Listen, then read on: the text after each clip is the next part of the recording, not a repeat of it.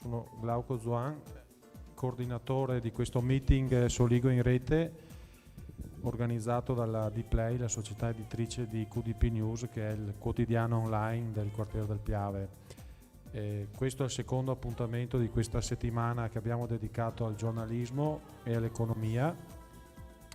Il dottor Emilio Tomasini è il primo ospite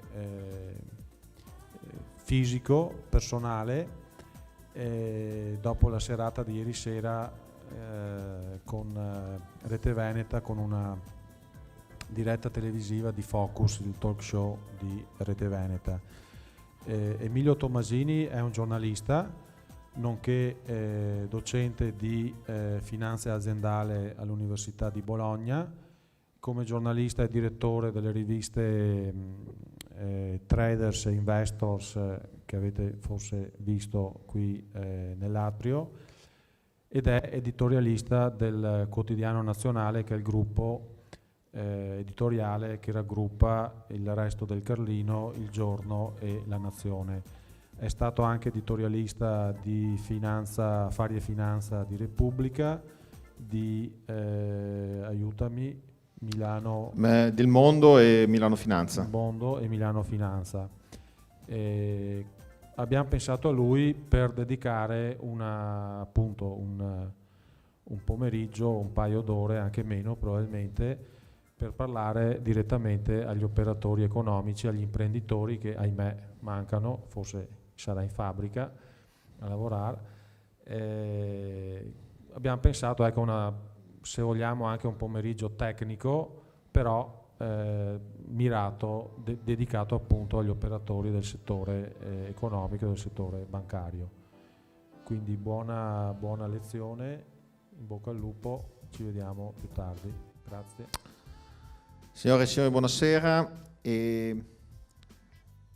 Io farò una prolusione che prende le mosse da quello che è il titolo della giornata odierna, che in maniera non concordata con il sottoscritto ma davvero calzante è stata chiamata investimenti, trading e risparmio.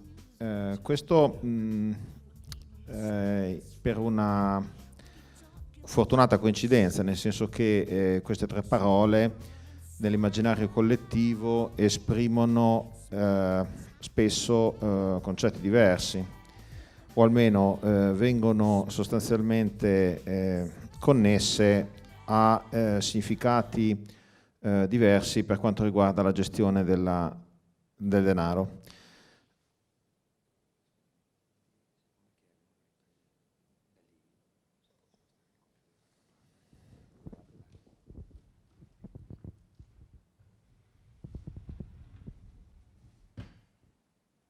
Perfetto. Quindi sostanzialmente vengono connessi a concetti diversi, nel senso che quando si parla di trading tipicamente l'accezione che si dà a questa attività è negativa, nel senso che il trading è un'attività sicuramente rischiosa e viene prospettata in maniera negativa in molti ambienti finanziari. Viceversa, l'investimento o l'investitore viene passato come una attività seria, da buon padre di famiglia, con delle finalità sicuramente più ammirevoli che quello del semplice trading. In realtà la distinzione tra investimento e trading è molto di lana caprina, nel senso che nella letteratura economica relativamente ai futures c'è un economista che quando parla delle finalità con cui vengono compiute le operazioni di hedging fa osservare che l'operatore dell'economia non è un cretino, proprio usa questa parola, un imbecille, che semplicemente vuole tutelarsi dal rischio di prezzo, ma semplicemente vuole tutelarsi dal rischio di prezzo e laddove ne ricorrono i presupposti anche conseguire un profitto, seppure di tipo speculativo.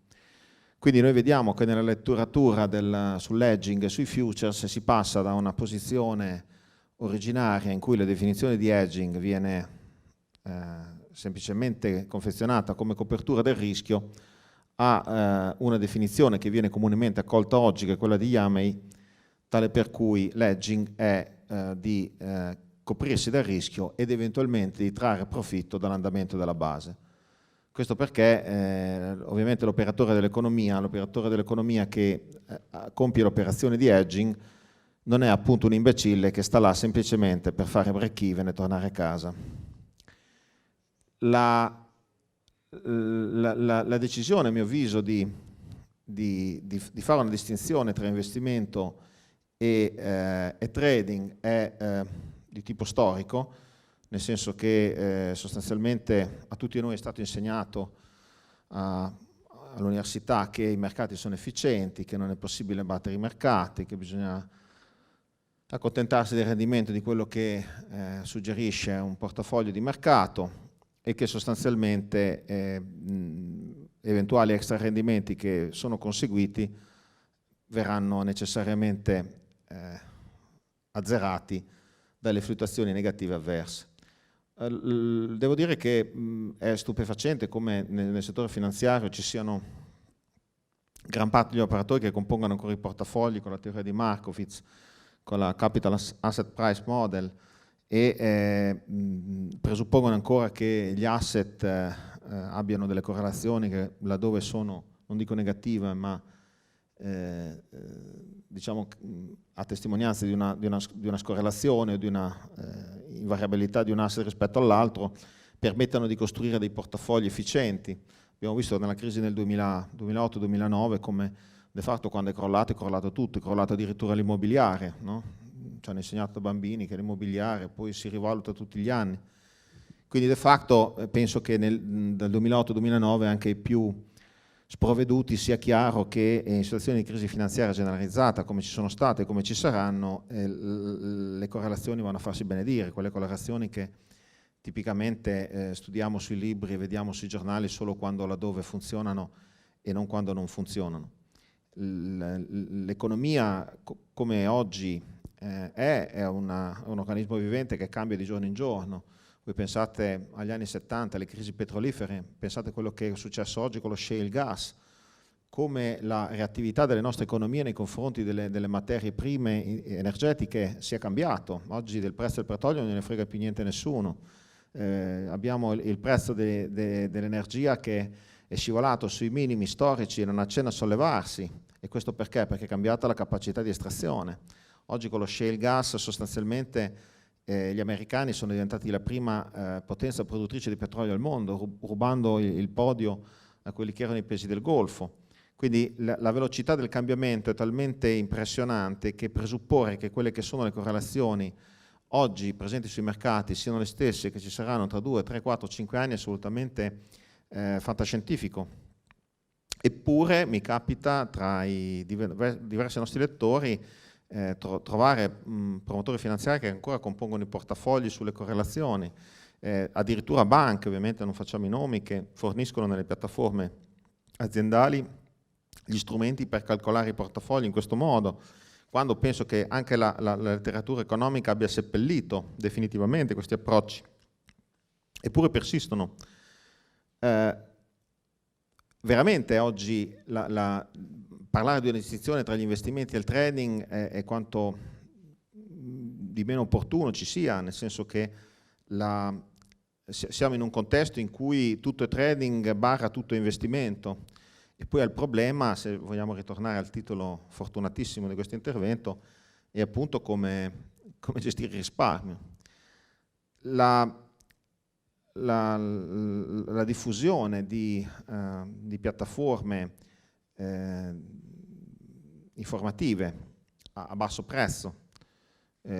Faccio il caso di un'azienda qui del Veneto, vostra conterranea, la Diaman, che ha prodotto una bellissima piattaforma per la selezione dei fondi comuni da un prezzo irrisorio, 500 euro anno, con delle feature di tipo statistico assolutamente avanzate e una grande usabilità, nel senso che chiunque in questa sala di noi può utilizzarla in maniera efficace. Ve la dice lunga sul fatto che oggi come oggi pensare con gli stessi criteri con cui i nostri nonni e i nostri padri pensavano all'investimento in maniera distinta rispetto al trading, laddove il trading, la traduzione in italiano più appropriata sarebbe speculazione, è assolutamente il miglior modo per raggiungere il cimitero. La lezione odierna io la vorrei incentrare su un quadro generale di tipo macroeconomico e di tipo quasi strutturale su dove siamo adesso in termini di mercati e su dove andremo, e poi in maniera diciamo molto pratica vorrei mostrarvi quello che è possibile fare oggi a livello di piattaforme, cosa che non era assolutamente possibile solo 10 anni fa. E questo andando a illustrarvi quelle che sono delle metodologie che oggi devo dire sono per la maggiore nell'industria finanziaria, che vi permettono di selezionare dei titoli in maniera profittevole. Allora, il quadro globale a livello macroeconomico è sostanzialmente di una divaricazione dell'andamento dell'economia dei tassi tra l'Europa e gli Stati Uniti, con una priorità temporale degli Stati Uniti in termini ciclici rispetto all'Europa, cioè gli Stati Uniti, come sapete, stanno decidendo se alzare o non alzare i tassi, semplicemente perché hanno un'economia che, essendo molto flessibile, ha reagito alla crisi del 2009 in maniera molto rapida e molto efficace. Quanto è durato il QE americano? È durato 5 anni. Quanto è durato il QE europeo? 1 anno e mezzo a naso? Bene, abbiamo ancora davanti 3 anni di tassi bassi. Adesso vedete che Draghi si affanna a sostenere che aumenterà il QE, lo modificherà, lo renderà più efficace.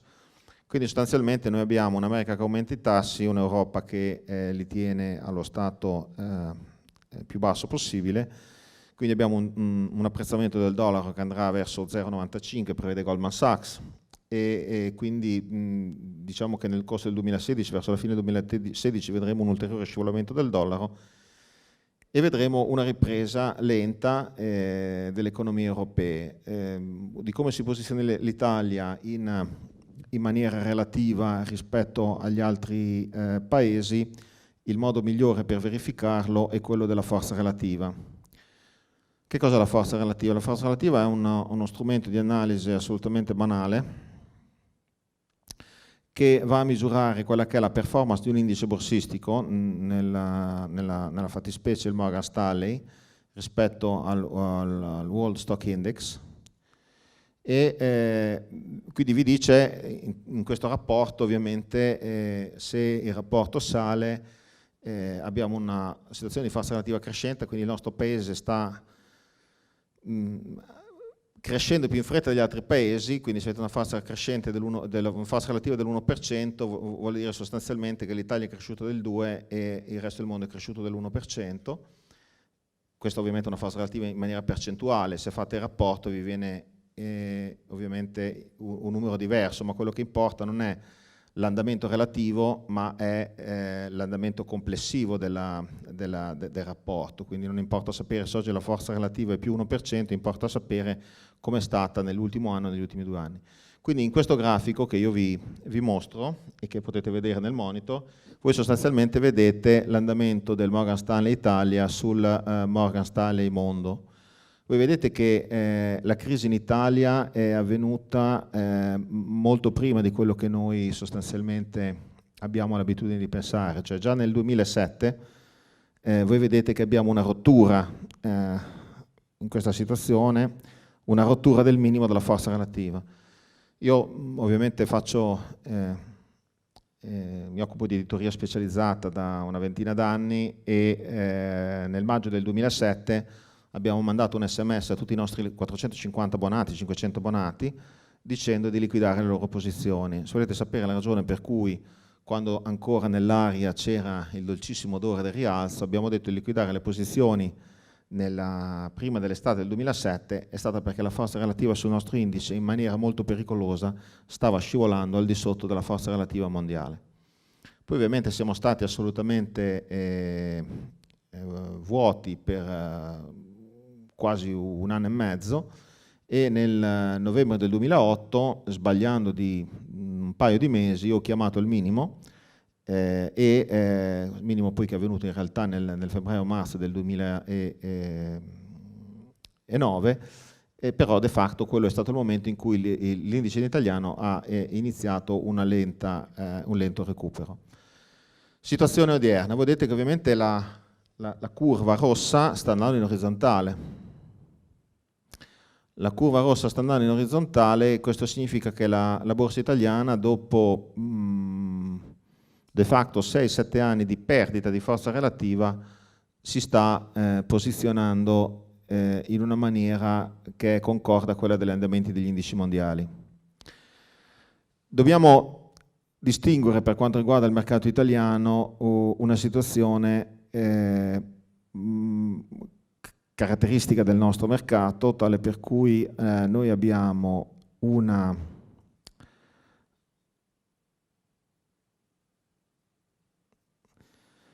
grossa distinzione tra, voi vedete queste sono la forza relativa per esempio dell'SP/MIB contro la borsa tedesca. Abbiamo una forza, questi sono gli indici internazionali, comunque quello che volevo far vedere era la divergenza che c'è tra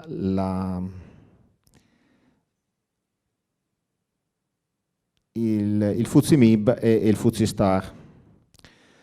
Questo è una cosa che è tipicamente italiana, nel senso che noi abbiamo una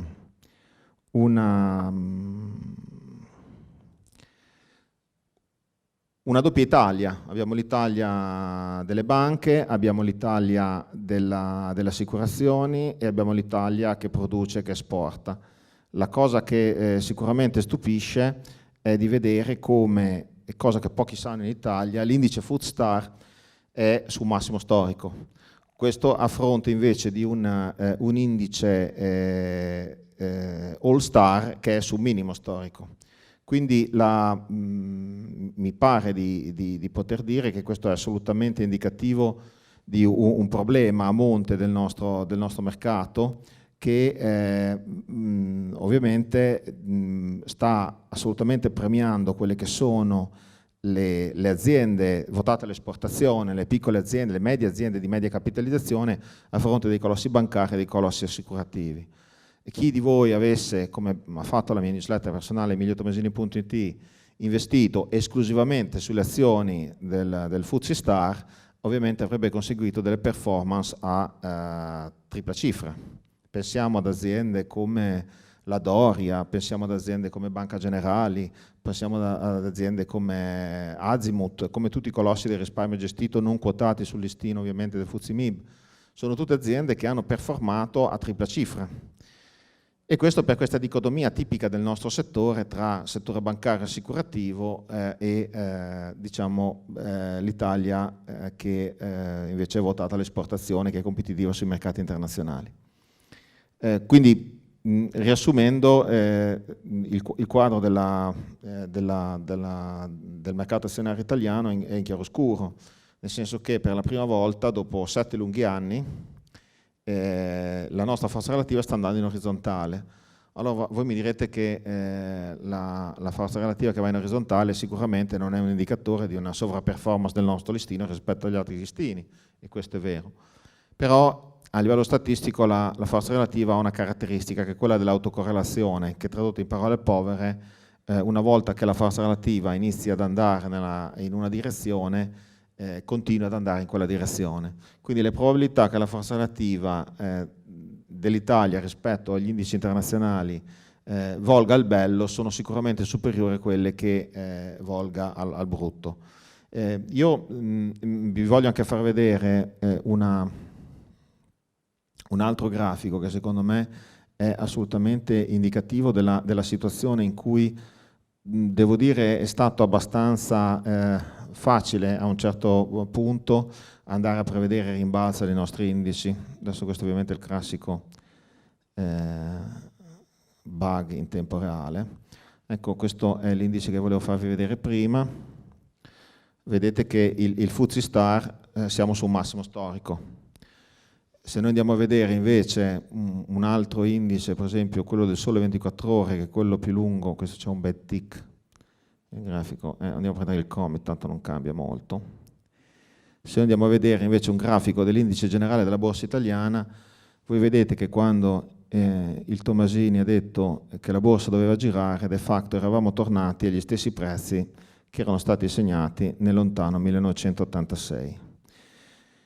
Quindi de facto abbiamo un paese che a livello di borsa nel 2009 era ritornato allo stesso livello del 1986. Allora io capisco la crisi, capisco tutto, ma quando gli indici sono andati a lambire quella che era quest'area di congestione, era facile prevedere un rimbalzo. Ovviamente il rimbalzo c'è stato, poi c'è stato un test di questo minimo, cosa che avevamo previsto, perché tipicamente dopo un crash di questa portata, guardate, diciamo che il ribasso che c'è stato, assolutamente apocalittico, un mercato non inverte mai a W, tipicamente è un mercato che ha bisogno di un doppio minimo. Il doppio minimo c'è stata la perforazione di questo supporto e ora diciamo che la strada è aperta per un recupero delle quotazioni verso il massimo storico della borsa italiana. Ovviamente questa è una previsione molto forte che io ho fatto pubblicamente su diversi quotidiani e ovviamente è stato coperto di insulti perché c'è sempre una componente ludica o di orgoglio personale quando si fanno queste previsioni, nel senso che poi se tu lo dici l'ascoltatore molte volte, se non è esperto di borsa, ha l'aspettativa che questo rialzo possa avvenire il giorno dopo, no? Quindi corre subito in banca, compra l'FCA perché magari vuole comprarsi la Porsche e andare alla fine dell'anno, ma non è mai così, nel senso che un conto è prevedere la direzione del mercato e un conto è prevedere quando ci vada. Capisco che molti di voi potrebbero fare la battuta che di solito si fa in queste situazioni, no? C'è un vecchio detto della borsa americana che dice tu non ti preoccupare, prendi una direzione del mercato, può essere a rialzo, a ribasso, tu battezza il mercato andrà a rialzo, poi aspetta, prima o poi il mercato andrà a rialzo. Quando il mercato andrà a rialzo tu dirai vedete da quanto tempo io avevo ragione, avevo detto 10 anni fa che sarebbe andato a rialzo. Capisco che si possa dire questo, però la valutazione dell'andamento ciclico dell'economia fa sì che sia facile prevedere da una situazione grafica come quella che vi sto mostrando adesso e di tipo fondamentale che avremo degli anni rosa davanti. Poi quanto rosa ovviamente questo deciderà anche dal futuro, che è incerto per definizione, dipenderà dalle riforme che l'Italia riuscirà a realizzare e anche europeo riusciremo a realizzare, però mi sento di poter dire che l'investimento azionario è oggi come oggi un must. Uno degli indicatori che io guardo, che purtroppo ho sul computer, vabbè, quindi comunque, uno degli indicatori che io guardo con attenzione è quello della base del VIX. La base del VIX è sostanzialmente una cosa che forse potrebbe sembrare di tipo così abbastanza complesso, ma in realtà è abbastanza semplice. Il VIX è l'indice della paura, il VIX è una media della volatilità implicita delle azioni dell'S&P 500 e vi dà quindi l'idea di come venga apprezzato il rischio sul mercato americano. La base del VIX è sostanzialmente il VIX a 3 mesi fratto il VIX corrente, quindi il prezzo del rischio tra 3 mesi è il prezzo del rischio corrente. Allora, ovviamente mi sto rivolgendo agli operatori bancari, voi sapete benissimo che il tempo ha un prezzo, tipicamente la curva dei tassi di interesse è inclinata positivamente perché prestare a più lungo tempo costa di più che prestare a breve e diciamo che nell'economia questa è la struttura normale, cioè la struttura che tipicamente si chiama di contango o di carrying charge. L'esempio viene molto facile quando si parla di carrying charge, si fa riferimento al mercato delle merci più che dei tassi di interesse. Voi sapete che negli Stati Uniti esiste un'industria che si chiama industria dello stoccaggio, che magari a noi fa sorridere, però esiste. L'industria dello stoccaggio è sostanzialmente l'attività economica consistente nel costruire silos, immagazzinare il grano e trasportare il grano da una stagione all'altra. Esiste anche un mestiere come questo, magari per noi diciamo, è strano, ma esiste un mercato come questo. Ovviamente chi opera in questo settore ha dei costi che sono fissi, che sono tipicamente il costo dei silos, l'affitto del silos, la manutenzione del silos, l'assicurazione sul silos, perché io potrei immagazzinare il grano e il grano potrebbe avere delle muffe nel corso del tempo. Quindi diciamo esiste un costo di storage, un costo che è dato dal trasportare il grano da una stagione all'altra. E questo è una situazione in cui quando questo costo è positivo è una situazione di carrying charge.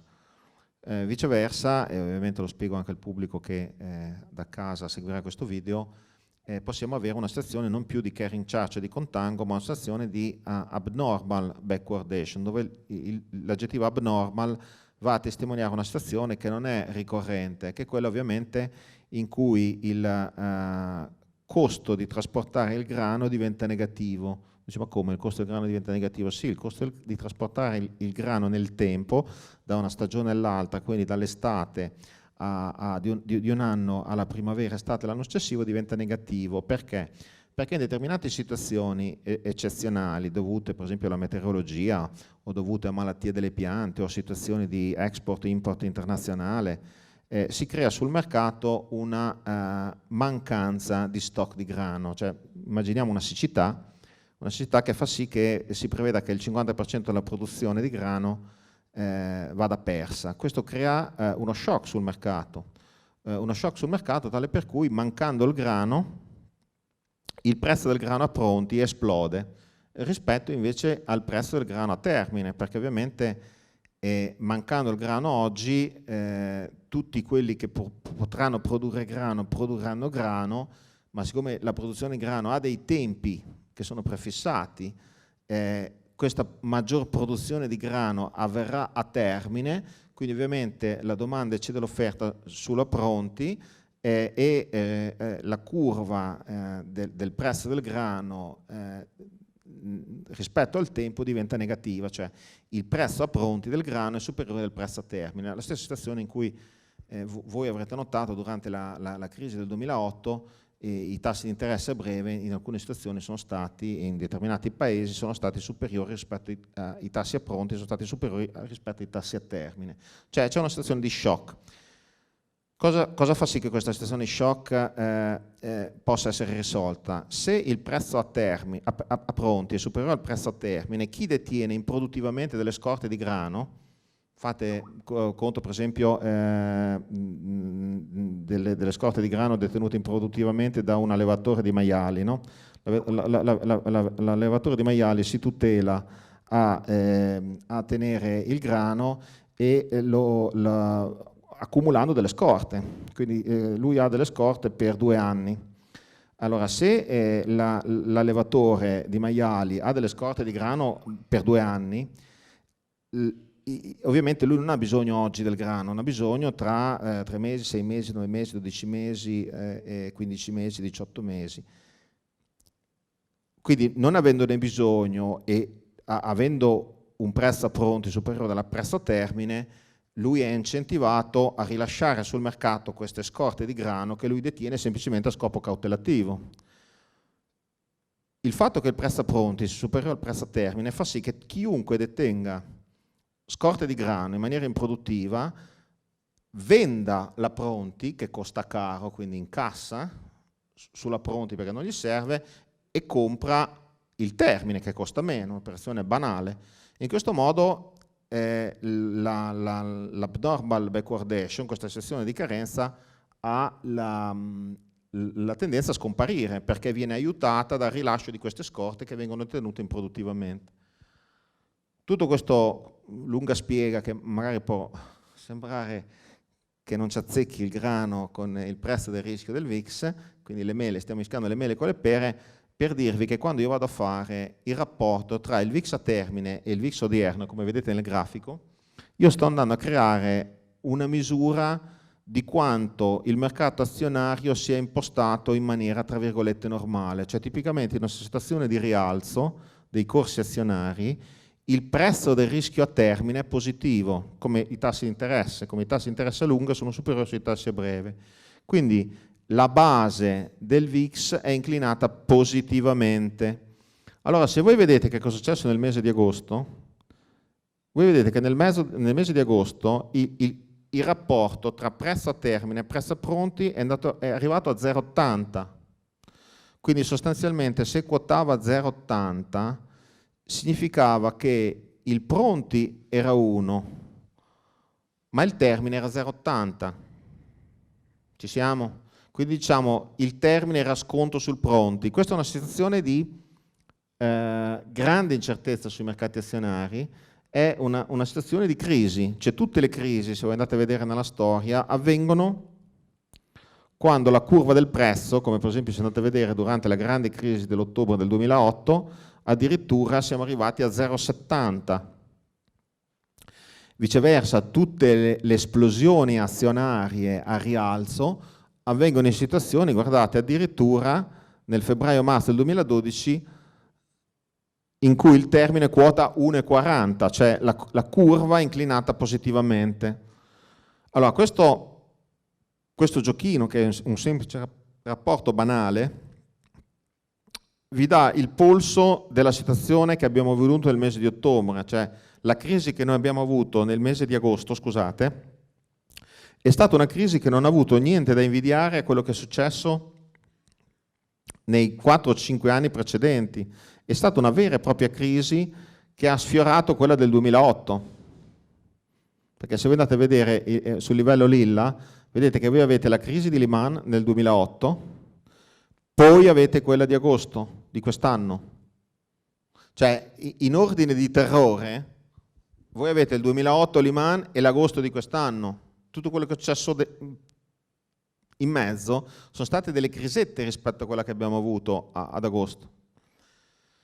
Questa è la ragione per cui voi che siete operatori del settore finanziario tipicamente avete il risparmiatore che è inacidito oggi come oggi, ma presentando al risparmiatore questa tabella gli fate vedere che gli effetti lenitivi di questa crisi si dispiegheranno nel 2016-2017. Cioè, purtroppo abbiamo avuto una malattia serissima nel 2008, l'abbiamo avuto simile nel 2015, ma per arrivare al picco di 1,40 dovremo aspettare ancora qualche anno.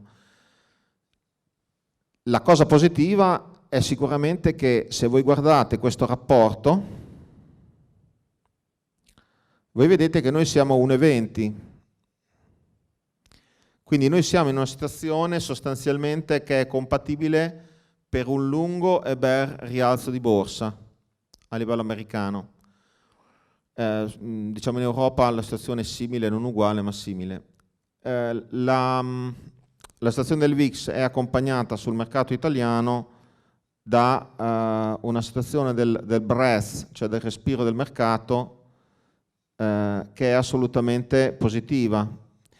Il respiro del mercato è un indicatore che vi dice numero dei titoli a rialzo meno numero dei titoli a ribasso fratto numero dei titoli a rialzo, cioè vi dà la percentuale sul numero complessivo dei titoli a rialzo. E voi vedete che la borsa italiana sta lentamente caricando, perché siamo andati da una situazione assolutamente negativa a una situazione positiva, ma c'è assolutamente ancora spazio per salire. Guardate cosa è successo all'inizio del 2015. Quindi diciamo che allo stato attuale abbiamo davanti sicuramente un rally di Natale, quindi fino all'Epifania avremo un recupero forte dei corsi, con vostra grande soddisfazione dei vostri clienti. Poi ovviamente avremo un 2016 e un 2017 che tendenzialmente saranno rialzisti, ma questo dipenderà da tutte le variabili che ci sono in giro per il mondo, che ovviamente sono allo stato attuale assolutamente imprevedibili. L'altro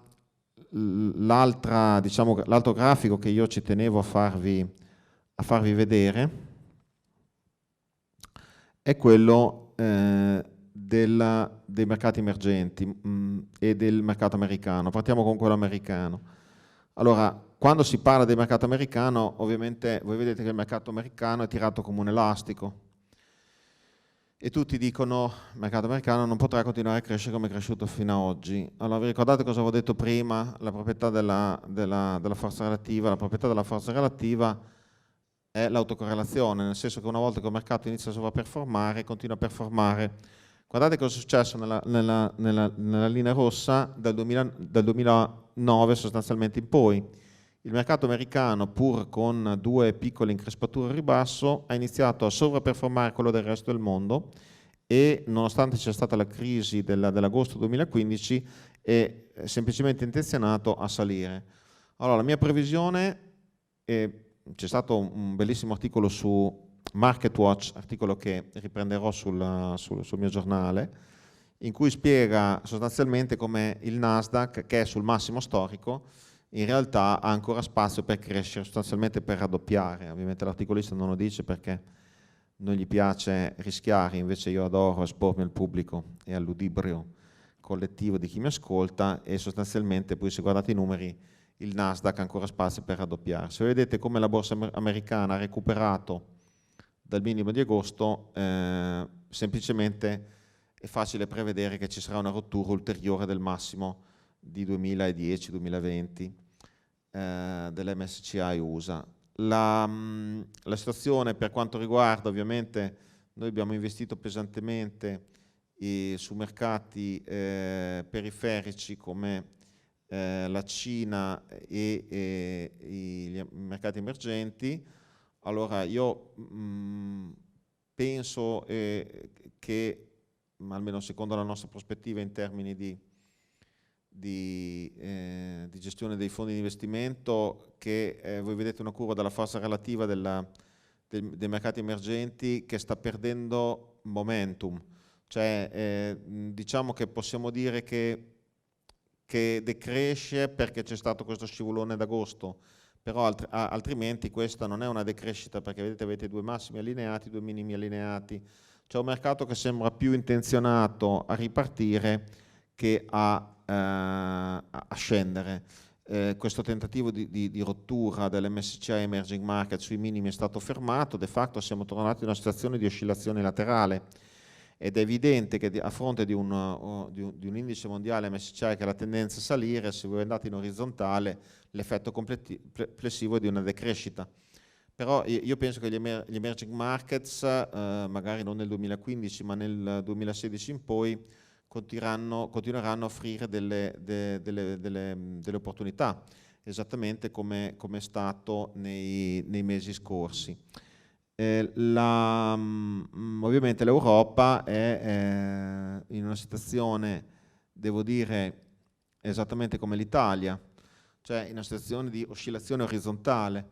Allora, tenete conto che poi magari voi è la prima volta o non la prima volta, ma non seguite con attenzione queste curve.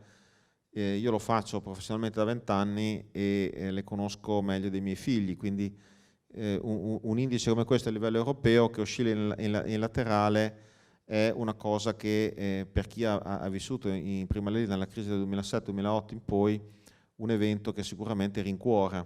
Quindi il fatto che l'Italia e l'Europa sia una situazione orizzontale, che siamo a 1 anno e mezzo del QE, che in America il QE sostanzialmente dura da 5 anni, e per vedere i risultati che vediamo oggi abbiamo avuto aspettare diversi anni, vi fa facilmente prevedere che avremo davanti degli anni rosei. Poi andare a quantificare quanto rosei e quanto non rosei, questo è un altro paio di maniche. L'ultima valutazione la volevo fare su un settore a cui sono particolarmente affezionato. Io adesso non riesco però a mostrarvi i grafici, comunque ne parliamo a voce. Questo settore è quello delle biotecnologie. Ci sono molti italiani che hanno investito nelle biotecnologie attraverso BB Biotech, che io sul mio sito ho pubblicizzato 2 anni fa, quindi parliamo del 400% fa. Sul Resto del Carlino ho pubblicato, La Nazione il giorno, ho pubblicato diversi articoli dicendo: quando non sapete cosa fare comprate BB Biotech. Infatti prevedo che quest'anno a Natale mi arriveranno molti prosciutti, molte casse di vino. Di solito, se l'anno è buono, passo la 50, quindi di solito quest'anno prevedo di rifarmi la cantina. Il bibliotech non è ancora finito, nel senso che la velocità con cui l'industria farmaceutica e della ricerca biotecnologica americana e anche europea sta sfornando opportunità in questo settore assolutamente impressionante.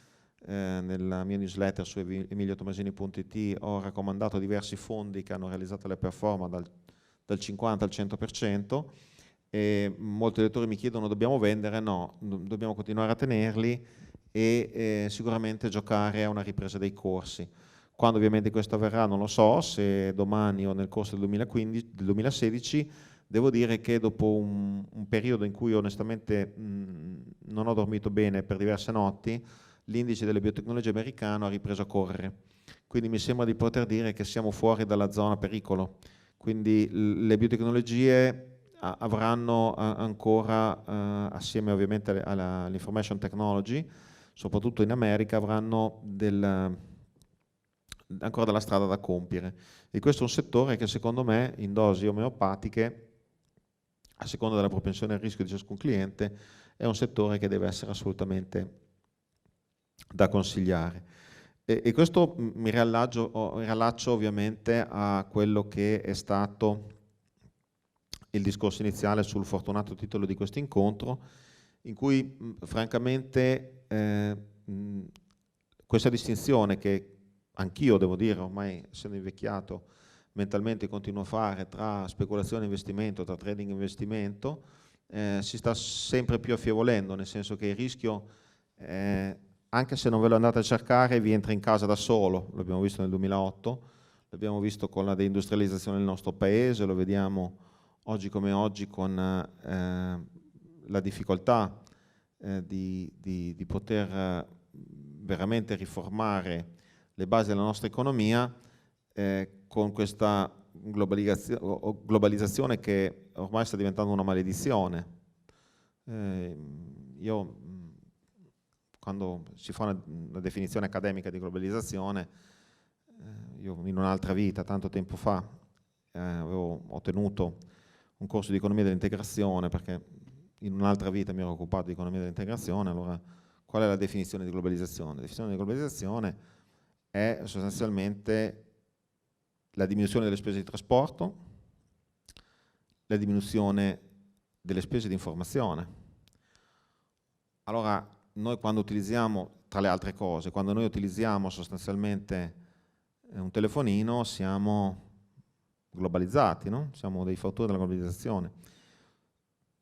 Ci sono stati due episodi che vi dico, ma giusto per intrattenervi in maniera amena. Mi è capitato 2 giorni fa di andare da una signora in un paesino del Modenese di 10.000 anime, come potrebbe essere Pieve di Soligo, per un lavoro di sartoria. E davanti a me c'era una ragazza, diciamo, della mia età, ammesso che sia un ragazzo, comunque siamo tutti pressoché coetanei. C'è questa ragazza che diceva: ma come? Io non sapevo che il corso fosse iniziato, io adesso come faccio? Io volevo fare questo corso, da 3 anni che lo faccio. Ovviamente la mia generazione è una generazione che con rammendo sia, no? Molto, tranne fortunati casi che insomma magari voi l'avete sposata, io no, ma io, insomma, mia moglie non sa rammendare, io so rammendare, mia moglie no. E allora questa signora vedevo proprio che aveva grinta, insomma, ma come? Insomma, una signora, una ragazza di 40-45 anni che voleva imparare a rammendare. E questa signora si difendeva dicendo: ma come? Sì, noi l'abbiamo messo sulla nostra pagina Facebook, l'abbiamo messo sul sito, insomma, se lei fa: ma io sì, Facebook lo guardo, però si vede che mi è scappato. Dice: ma come, c'è stato sulla pagina Facebook? Ma questa è uscita, io questa signora, questo negozietto perduto tra le mura di questo paesello medievale, quindi, scusi signora, mi dica, ma quanti iscritti c'ha la sua pagina su Facebook? Paese di 8.000 anime. Secondo voi? Un negozio di sartoria della provincia di Modena che organizza corsi di rammendo e di cucito, che ha da 1 anno la pagina Facebook, quanti iscritti ha? 3.000. Mi è scappato, lei ha detto: signor, guardi, io mi complimento, ma lei non capiva, perché se tu non sei dentro il settore dell'information technology, cioè per esempio io ho 2.000 amici su Facebook, no? Cui non rispondo perché non ho tempo, io semplicemente dico sì, perché mi hanno detto di fare così, chi cura la mia identità digitale, come va di moda dire adesso, mi ha detto tu digli di sì, amico, tutti amici, no? Poi non lo guardo mai, una volta al mese mi segno sull'agenda, vai su Facebook e di sì a tutti. Cioè, ne ha 3.000. Io mi occupo di borsa, questa signora si occupa di corsi di rammendo. Ne ha 3.000 e fa corsi a pagamento. È a pieno e non riesce a questa mia coetanea che vuole magari rammendare i calzetti ai figli o attaccargli i bottoni, non riesce a soddisfare la domanda perché ha fatto il corso e ha già finito i posti. Allora, questo per dirvi sostanzialmente che la sfida della globalizzazione sta entrando con tutti i rischi e le opportunità dentro le nostre case, no? Io adesso domani faremo un incontro su l'informazione di tipo finanziario. Penso che l'informazione di tipo finanziario è stata completamente devastata dalla globalizzazione, no? Nel senso che nel giro di 5 anni il mondo ha chiuso, Borsa e Finanza è chiuso, investire è chiuso, Gente Mani è chiuso, devo continuare perché la lista è lunga, se volete continuo. E ha creato delle opportunità, per me è stata una grande opportunità la crisi. Quindi, per farla breve, investimento trading, ma in un mondo come questo non c'è più distinzione, cioè non è che tu, se anche non cerchi il rischio non cerca te, il rischio ti cerca sempre, ti entra in casa. Quindi parlare della distinzione tra investimento e trading, ripeto, è stato proprio un fortunato titolo. Investimento, perché? Credete ancora alle correlazioni? Credete che la piattaforma che aveva dato la banca o la rete di promotori per fare i portafogli dei fondi, le correlazioni di ieri siano uguali alle correlazioni di domani? Quindi tutto è diventato investimento, tutto è diventato trading, i risparmi sono sempre meno e sicuramente i risparmi cresceranno, lo vedete sul risparmio gestito, quello che sta succedendo, le raccolte sono impressionanti. La sfida è molto importante, ma ovviamente io non ho la soluzione del problema e l'unica cosa che posso dire che è una sfida che, come tutte le sfide, deve essere accettata non sul campo di battaglia che noi pensavamo potesse esistere. Sicuramente bisogna cercare delle soluzioni nuove, bisogna combattere su fronti diversi, quindi investimento, trading, risparmio, il risparmio è rimasto, sicuramente crescerà come masse gestite, però l'investimento è diventato trading, il trading è diventato investimento. Questo è diciamo, l'appello finale con cui chiudo questo intervento e sono ben disponibile, se ci sono delle domande, a rispondere. Va bene, allora grazie per essere qui con me. Io non so se voi siete iscritti al mio giornale, alla mia newsletter, no? Se vi do il mio bigliettino da visita, ben volentieri vi manderò una copia omaggio dell'abbonamento, in questo modo potrete seguirmi e allegramente perdere i vostri denari insieme, perché se si perde insieme fa meno male che perdere da soli. Grazie e alla prossima. Sì, prego.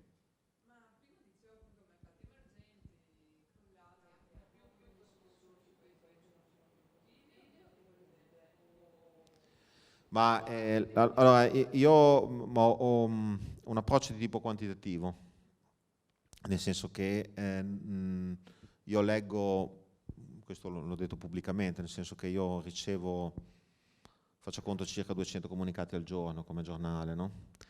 E ovviamente riceviamo tipicamente la reportistica come poi riceverete voi.